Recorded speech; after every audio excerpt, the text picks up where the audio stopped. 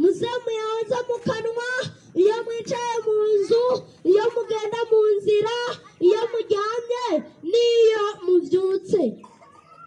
Ababyeyi mwataye inshingano yo kwigisha abana banyu ijambo ry'Imana. Niyo mpamvu ari bisuma bitewe namwe, ni abicanyi bivuye kuri mwebwe, ni mboregwa kuko namwe muri mboregwa, ni intumva kuko namwe mwanse kumvira Imana. Ibyaha abana banyu bakora babikuye ku babyeyi babo.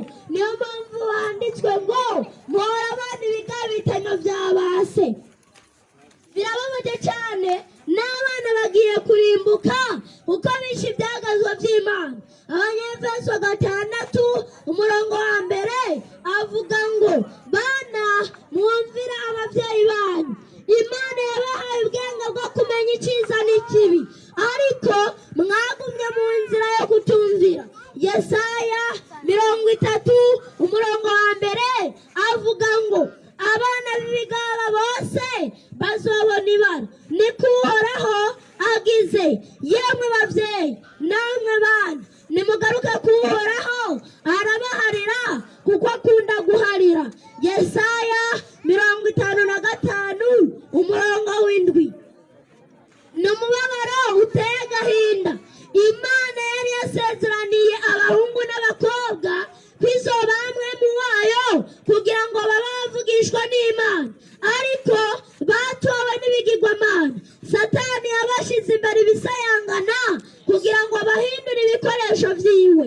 Yemwe babyeyi namwe bana, basore namwe nkumi, nimutihana ngo mwakire imbabazi z'Imana murarimbutse.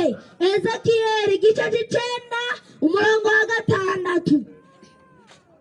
Ibihe bibi biraje, intambwe isokorotse mu gisaka cyayo niyo mugaseza w'amahanga.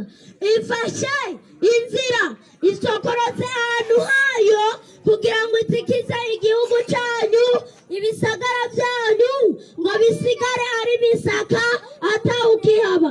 Kubw'ibyo nimukenyera amagunira, mucure umuniro muboroge, kubw'uburake bwanje bw'inka zigiye Uhoraho budasubiye inyuma ngo bubaveko.